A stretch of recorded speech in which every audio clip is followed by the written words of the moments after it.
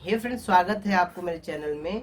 और इस वीडियो में मैं कोई सेक्शन कोई आर्टिकल के बारे में कोई डील करने वाला नहीं हूँ। जिसने आप लोगों ने पहले देख लिया है, थंबनेल में ही आप लोगों को पता चल गया है कि वीडियो किसके ऊपर। तो आज हम आपको दिखाने जा रहे हैं कि इंडियन कॉन्स्टिट्यूशन के लिए जो कॉन्स्टिट्यूशनल लॉ है, फर्स्ट सेमेस्टर और सेकेंड सेमेस्टर में पढ़ाई होती है इसकी। और सिर्फ पढ़ाई लॉ के हिसाब से, एलएलबी के हिसाब से हम आपको बताते हैं एलएलबी थर्ड ईयर में कि फर्स्ट सेमेस्टर और सेकंड सेमेस्टर में पढ़ाया जाता है constitution of India. Constitutional law जो है उसको पढ़ाया जाता है कॉन्स्टिट्यूशन ऑफ इंडिया का ही। लेकिन ये सिर्फ आपके लिए एलएलबी के छात्र हैं इसीलिए आपको ज़रूरत नहीं है। कॉन्स्टिट्यूशनल लॉ यूपीएससी की तैयारी करते हैं तब भी ज़रूरत पड़ती है।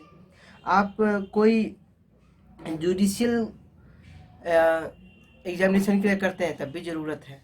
कोई भी कंपटीशन एग्जामिनेशन, पीसीएस हो गया, यूपीएससी हो गया, जो भी चीज़ हो, उन सब चीज़ों में कॉन्स्टिट्यूशन की ज़रूरत पड़ती है। इंडियन पॉलिटी के 50% से 60% इसी से आता है, कॉन्स्टिट्यूशन से ही आता है।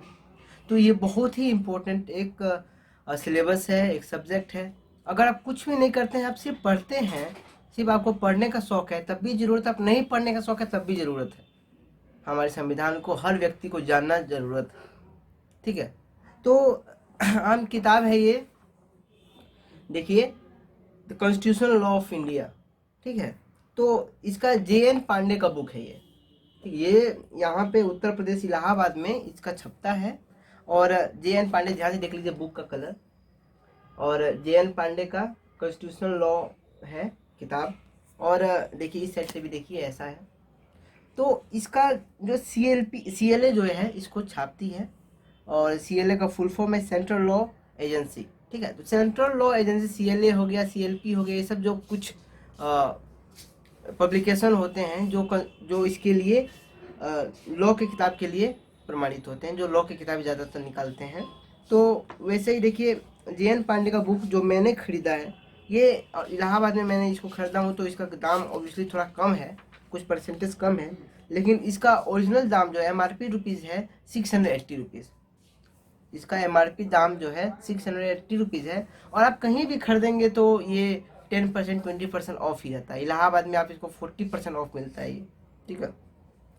तो मैंने इसको वही 450 500 करीब में इसको ख़रीदा था ये बुक इसलिए मैं रिकमेंड करता हूँ आपको, और मैं इस बुक को इसलिए मैं ख़रीदा हूँ। और बहुत सारी किताबें हैं जो इसको आप खरीद सकते हैं, पढ़ सकते हैं। इसमें क्या है कि ये आर्टिकल बेसिस पे ये कोई भी वो नहीं बनाया है।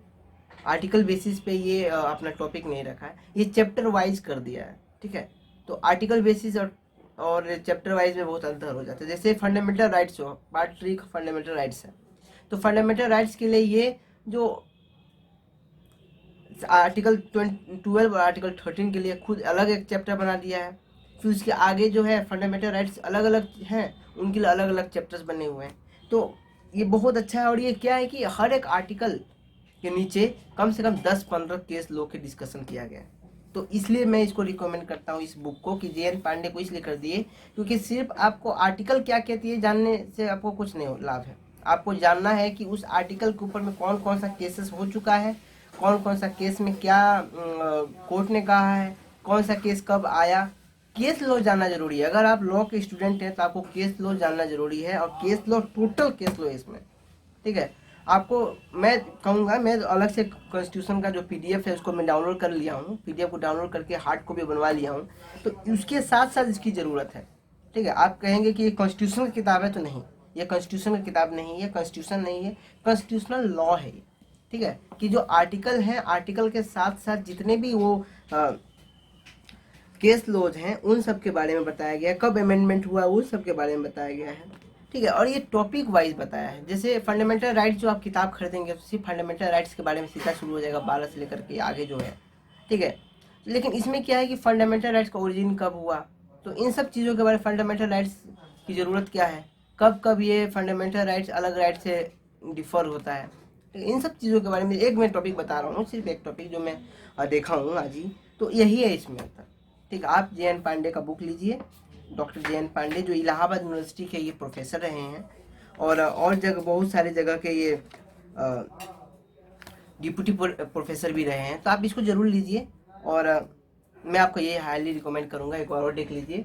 JN पांडे का, जिस तरह मैंने आपको पिछले वीडियो में देखा, पिछला एक वीडियो है जो बुक के ऊपर है, IPC के ऊपर, तो SN मिश्रा का, वैसे ही एकदम एकदम पॉइंट वाइज जैसे वो पढ़ाए हैं, उसी तरह ये भी है। एकदम हर एक आर्टिकल के ऊपर में 7, 8, 9, 10 केस लॉज हैं जो बहुत अच्छे से डिफाइन किया गया है। आप इसको, मैं कहूँगा कि आप इसी को लीजिए, और अगले वीडियो में आप वेट कीजिए अगले वीडियो के लिए, क्योंकि अगला वीडियो हमारा जो आएगा वो कॉन्स्टिट्यूशन के ऊपर आएगा। मैंने बीच में 5-6 दिन गैप कर दिया है, क्योंकि कोल्ड का समय, कोल्ड फीवर हो गया था मुझे, तो मैंने हटा ही दिया, क्योंकि खांसी सर्दी सही नहीं लगता है वीडियो के बीच में कि खांसी कर रहे हैं, सर्दी आ गया, नाक छिड़क रहे हैं, तो इसलिए मैंने वीडियोस कुछ दिन 7 दिन से अपलोड नहीं कर रहे थे। अब कल से एकदम आप टेंशन मत लीजिए, कल से डेली वीडियो अपलोड होगा, एक IPC का, एक कॉन्स्टिट्यूशन का, और बीच में कॉन्ट्रैक्ट में डालूंगा मैं। तो डेली 2 वीडियो अपलोड होंगे, एक IPC के, एक कॉन्स्टिट्यूशन के, और बीच में दिन का मन किया तो दिन में मैं आपके कॉन्ट्रैक्ट का भी डाल दिया करूँगा। तो आप हमको अलविदा दीजिए, और ये बुक फिर एक बार देख लीजिए, बहुत सिंपल सा कलर है, कुछ ताम झाम नहीं है, तो ये बुक आप जरूर लीजिएगा, और आप हमको अलविदा दीजिए। जय हिंद, जय भारत।